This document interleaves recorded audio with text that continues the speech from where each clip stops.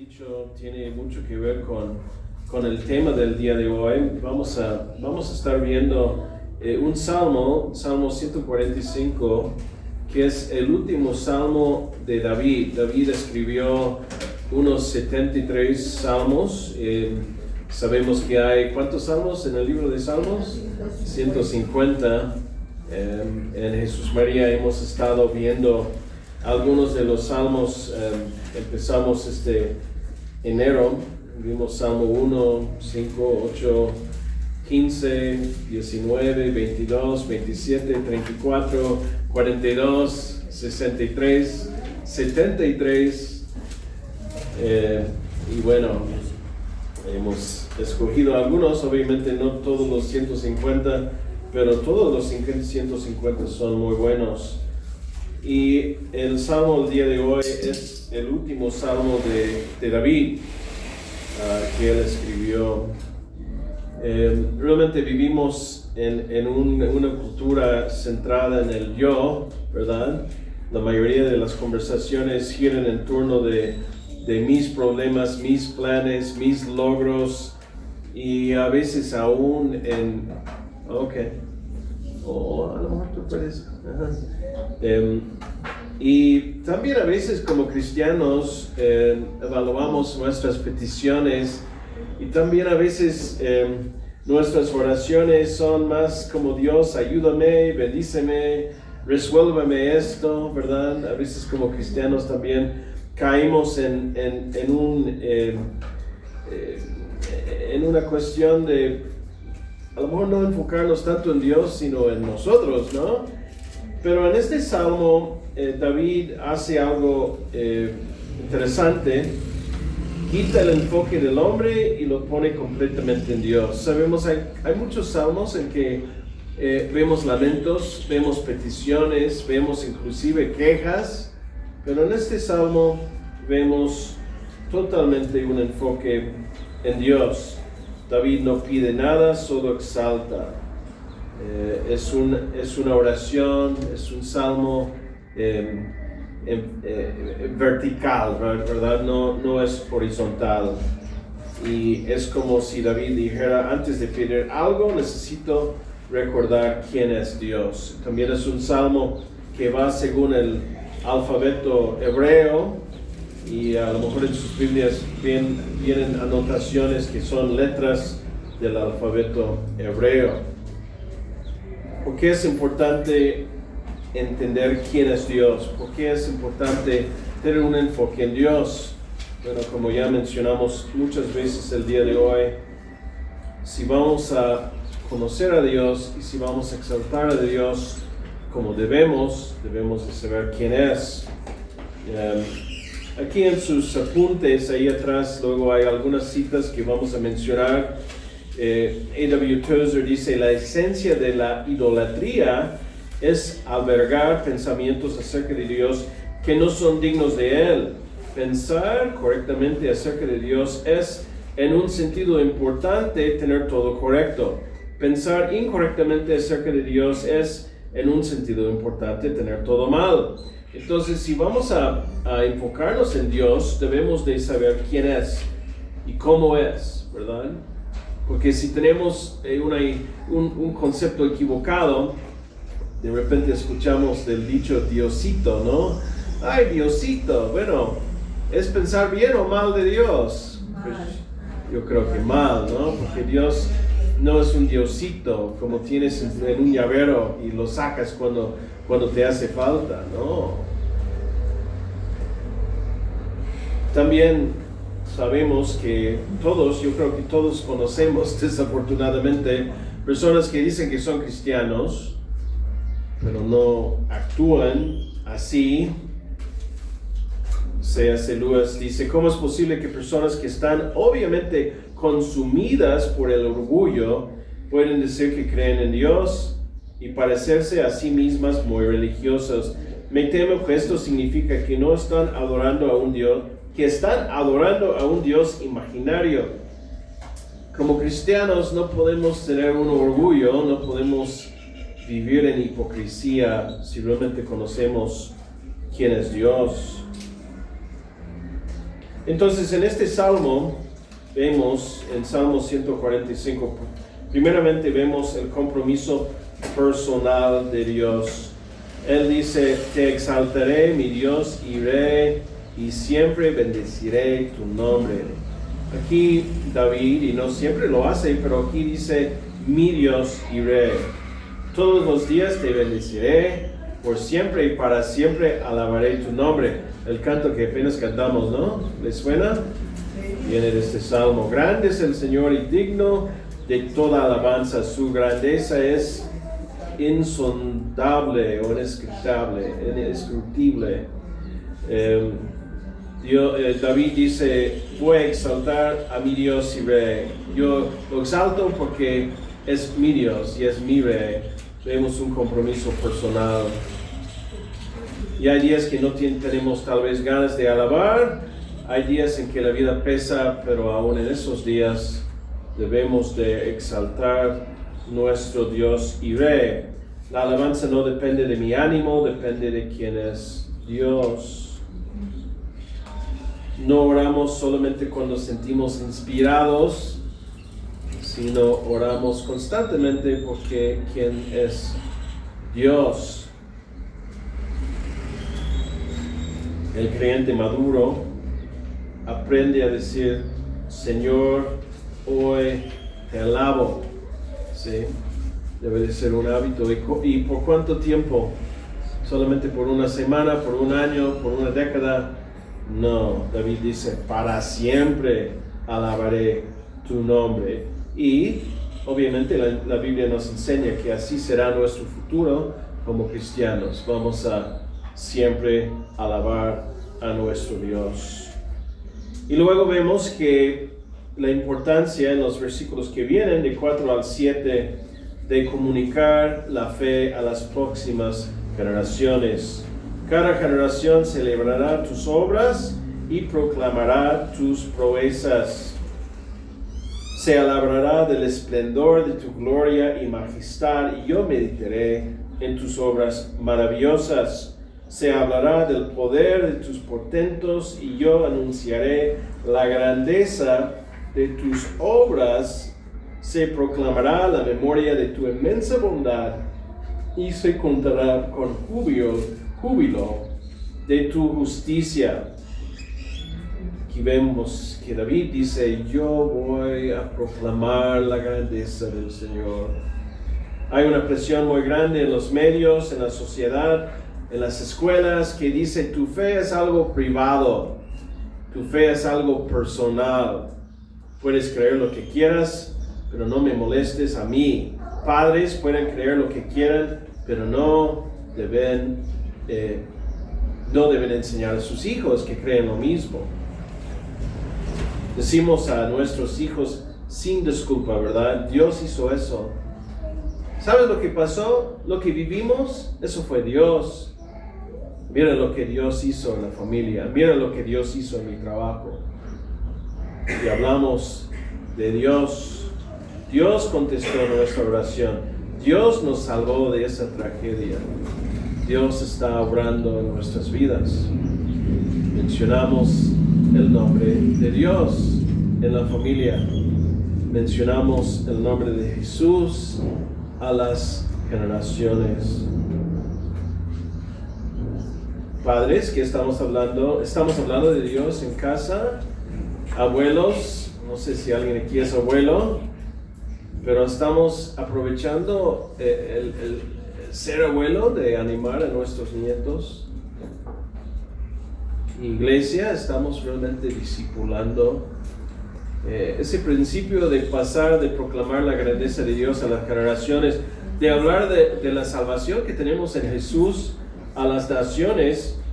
Se encuentra en 2 de Timoteo, 2 de Timoteo 2, 1 y 2, y Pablo está hablando a Timoteo, ¿verdad? Pablo siendo, digamos, el maestro,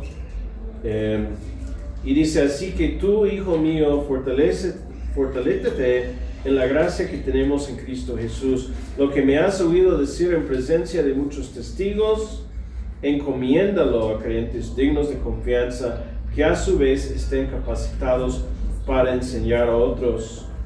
Entonces, esa fe que vemos que Dios ordena, que Moisés ordena en Deuteronomio, ¿no? Que siempre están hablando de Dios en la calle, en la casa, átenlo a sus cabezas, a sus brazos, los preceptos de Dios. También lo vemos repetido en el Nuevo Testamento, donde tenemos el compromiso de discipular a los demás. No sé, hermanos, todos tenemos esa responsabilidad. Obviamente como mamás, como papás, tenemos una responsabilidad directa hacia nuestros hijos, pero también todos debemos de estar enseñando la palabra de Dios, quién es Dios, a alguien más. Hacer discípulos es el mandato principal, ¿no?, que dejó a Jesús a su iglesia. Por tanto, ir y hacer ¿qué? Discípulos a todas las naciones, bautizándolos y enseñándoles todo lo que he enseñado. Entonces, dos pasos básicos del discipulado: el bautismo y la enseñanza que obedezcamos, ¿no?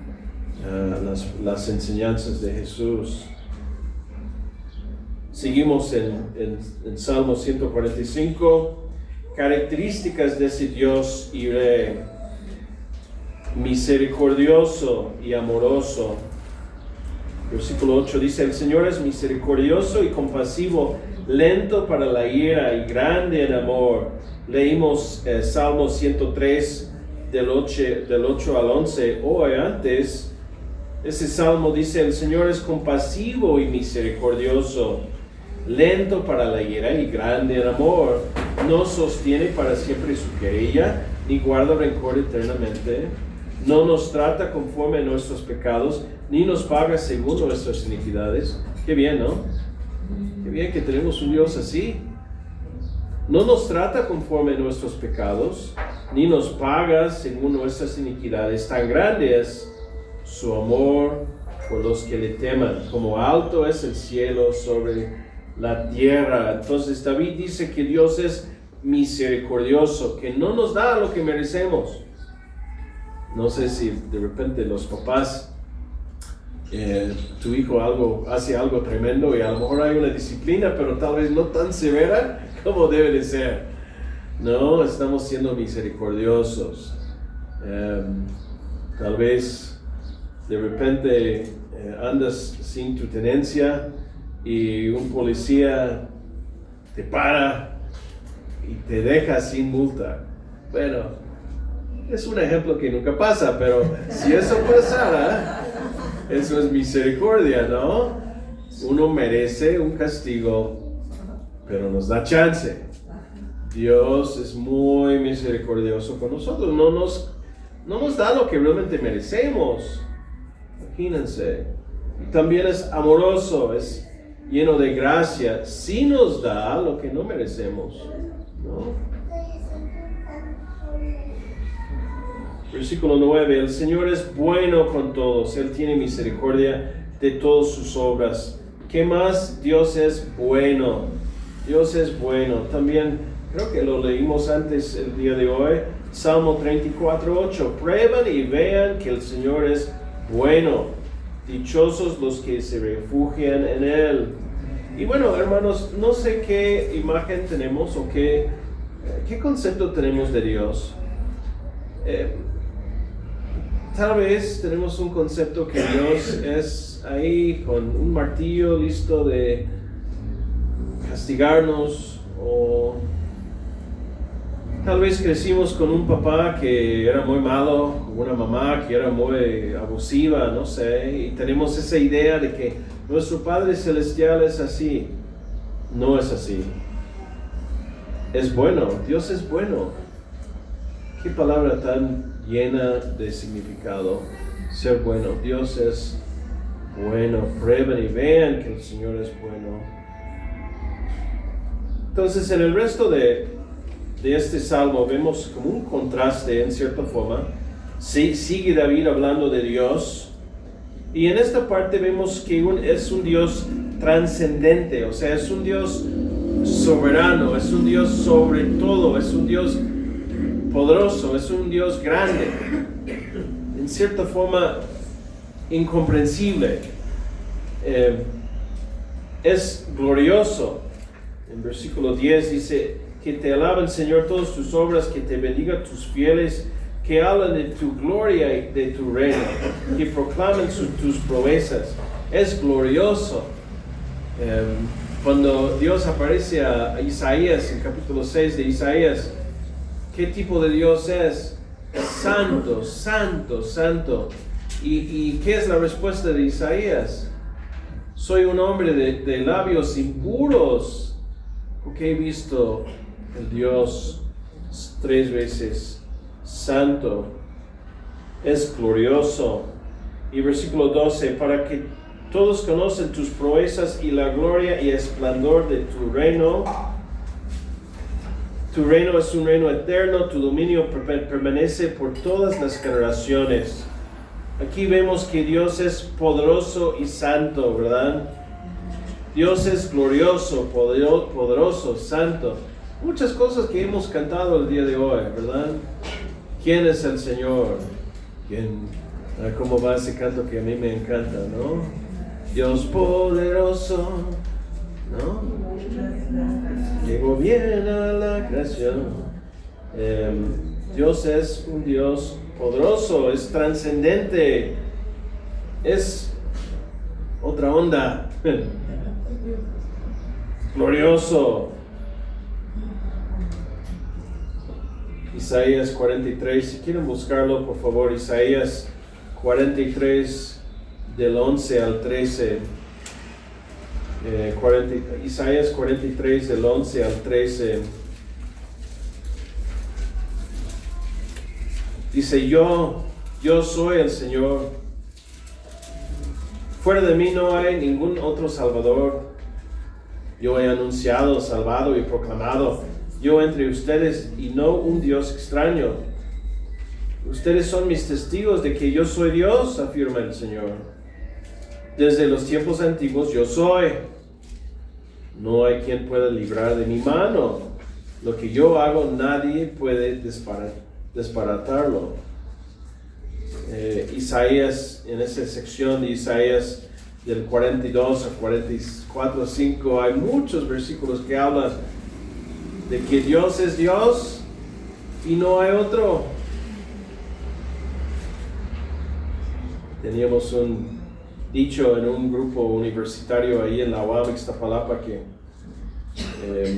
un grupito que nos juntamos los martes y decíamos: Dios tiene un problema, se cree Dios y hace lo que quiera, ¿no?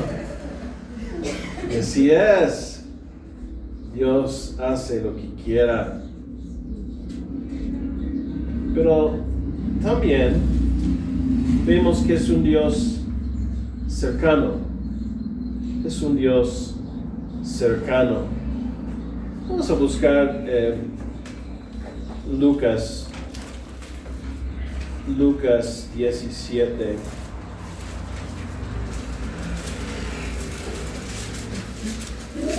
Y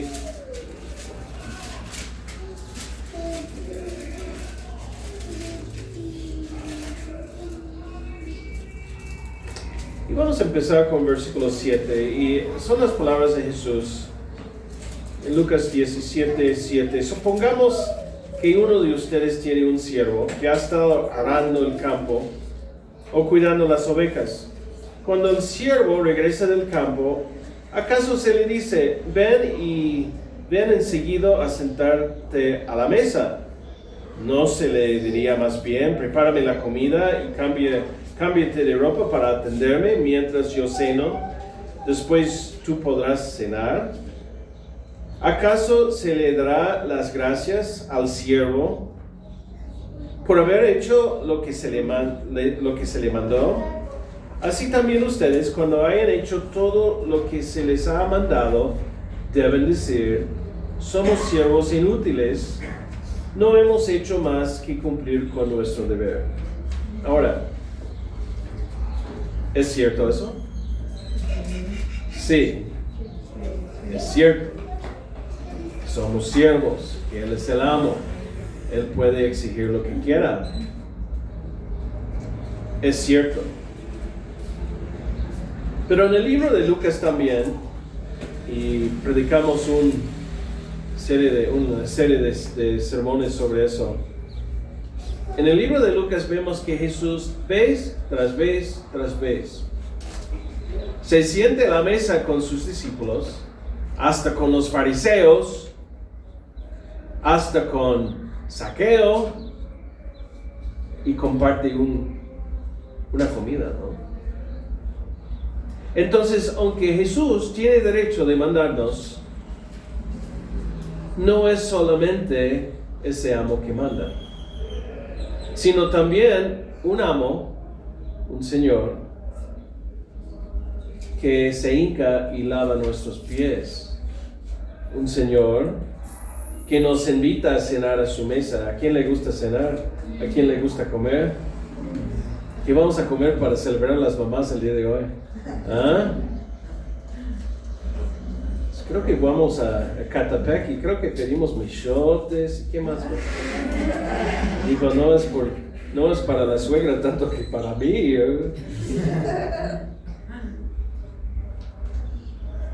Dios sí es trascendente.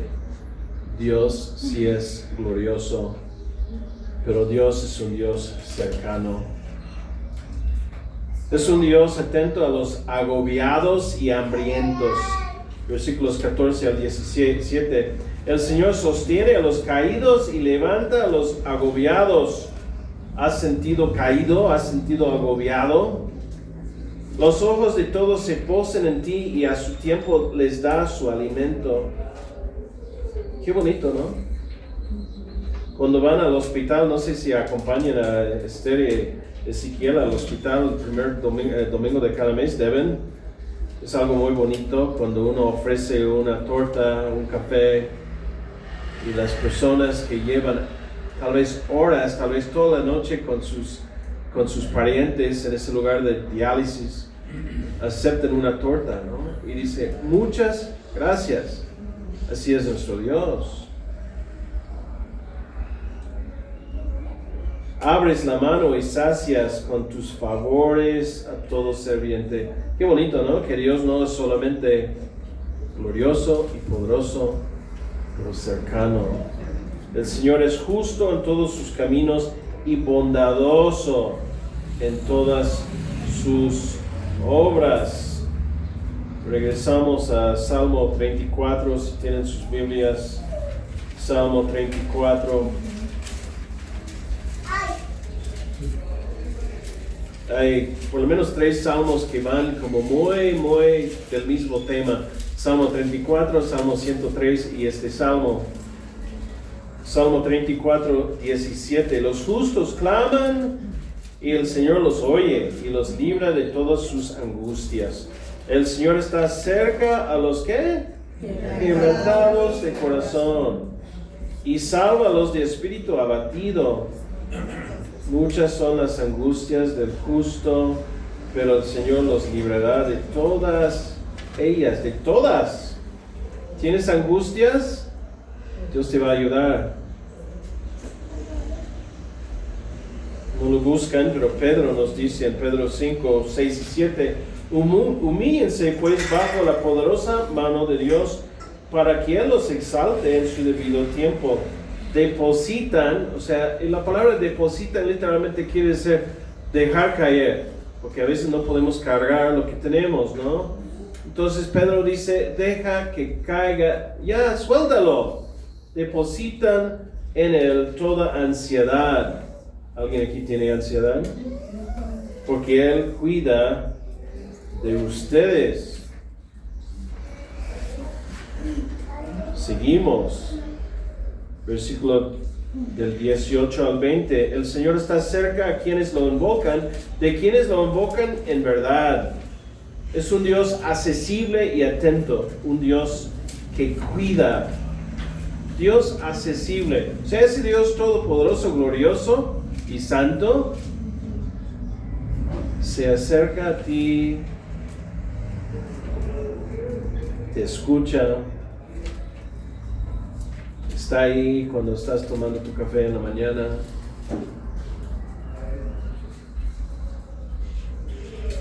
Cumple los deseos de quienes le temen. Atiende a su clamor y los salva. Atiende a su clamor. Atiende a tu clamor. Amén, sí, gracias. Amén. El Señor cuida a todos los que lo aman, pero aniquilará a todos los malvados. Santiago 4:8 dice, acérquense a Dios y Él se acercará a ustedes. Pecadores, límpiense las manos, ustedes los indecisos, purifiquen su corazón. Pero esa primera parte, acérquense a Dios y Él se acercará a ustedes. Hay un dicho en inglés, y mi abuelo en un momento dado vendía muebles y letreros de madera. Y uno de los dichos que decía, una de las placas que decía, todavía recuerdo, si te sientes lejos de Dios, adivina quién se movió. ¿No? No fue Dios. Nos movimos nosotros. Y la invitación de ese Dios trascendente, glorioso, santo, pero también ese Dios cercano y accesible es: acérquense. Acérquense a mí. Entonces en este salmo vemos ese contraste, un rey soberano, pero también es sustentador, gracias, cercano. Cantamos eso también, ¿verdad? Él nos sostendrá, Él nos sostendrá. Ahí detrás de sus hojas, en la primera parte, la última parte, un Dios y Salvador que nos entiende profundamente. Escuchen esto y piensen en Jesús en la cruz, porque a veces pensamos que Dios no nos entiende, que Jesús no nos entiende. Hermanos, no hay nada que podamos nosotros vivir que Jesús no ha vivido. No hay un dolor tan profundo que podemos experimentar que Dios no vivió. Jesús está ahí sentado a nuestro lado en los lugares más bajos de nuestra vida. Estamos quebrantados, Él lo estaba. Fue partido como pan por nosotros. Nos desprecian, el hombre lo despreció y rechazó. Gritamos porque ya no soportamos más. Él fue un hombre de penas y pesares. Nos traicionan las personas, a Él mismo lo vendieron. Se rompan nuestras relaciones amorosas, también Él amó y le rechazaron. Nos abandonan las personas, muchos le ocultaron su rostro como si fuera un leproso. Cada lágrima que derramamos se vuelve su lágrima. Quizá no nos seque las lágrimas todavía, pero lo hará.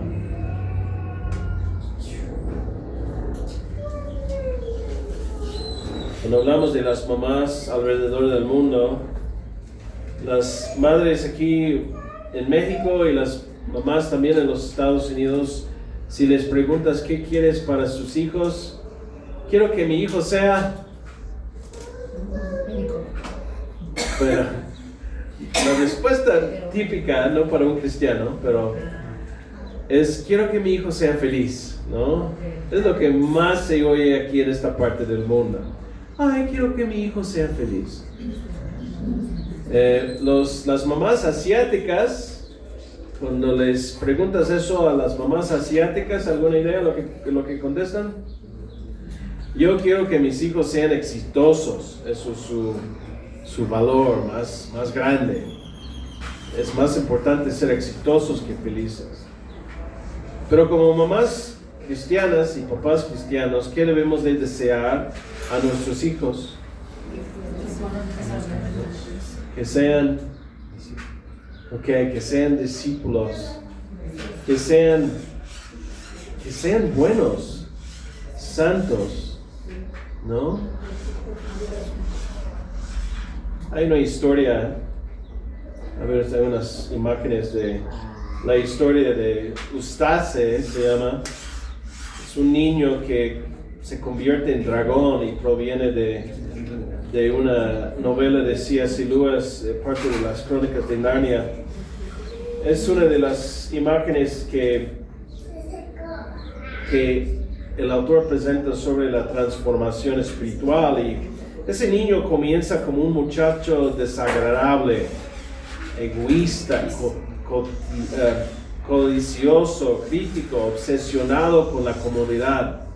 Es un niño brat, es un niño, ¿qué sería? Desagradable.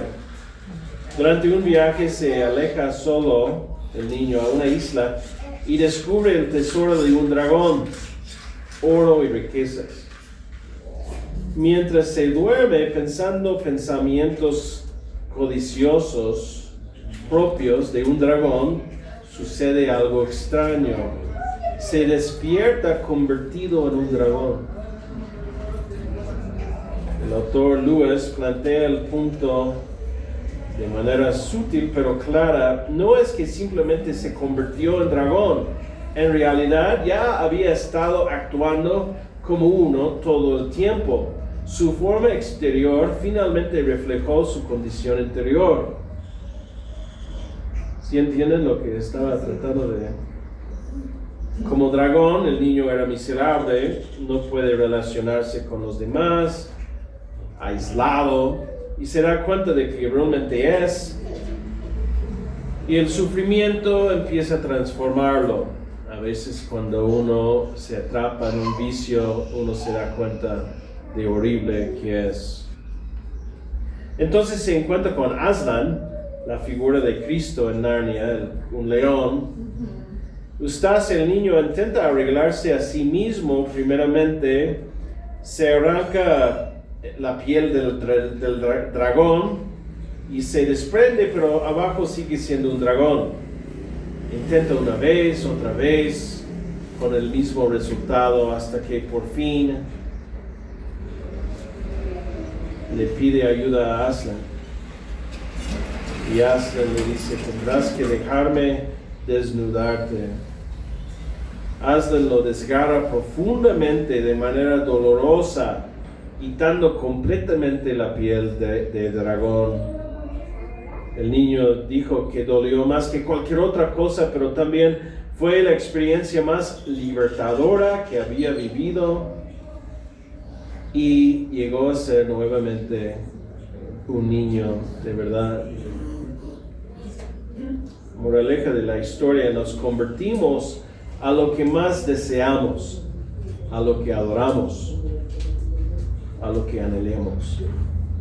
Entonces, si realmente estamos adorando a Dios, deseando ser como Dios, vamos a llegar a ser como Dios. ¿Y cómo es eso? Pues amorosos, misericordiosos, llenos de gracia, y vamos a llegar a ser buenos. ¿Qué dice Efesios 2? Que hasta que todos lleguemos, o creo que es Efesios 4:13, hasta que todos lleguemos a la imagen de ¿quién? De Jesucristo. Eso es la meta del cristiano. ¿Cómo llegamos a esa imagen? Imitando a la persona, ¿no? ¿Cómo llegamos a ser cristianos? Cristos en pequeño, o Cristo siguiendo el patrón de Cristo. David nos ofrece una conclusión aquí en versículo 21. Mi boca proclamará alabanzas al Señor. Alabe su santo nombre todo ser viviente, por siempre y para siempre. David dice: mi Dios y Rey, voy a hacerlo yo. Es una decisión propia. También dice que voy a comunicar eso a las generaciones que siguen. Voy a discipular. Y luego dice, esa alabanza es universal. Alabe su santo nombre todo ser viviente, por siempre y para siempre. Amén.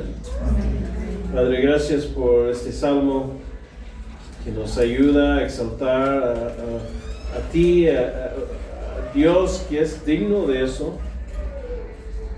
Padre, que nuestras actitudes y palabras y acciones reflejen eso. Que lleguemos a ser más y más todos los días, poco a poquito, conforme a la imagen de Jesús. Que es lo que a ti te agrada, en el nombre de Jesús. Amén.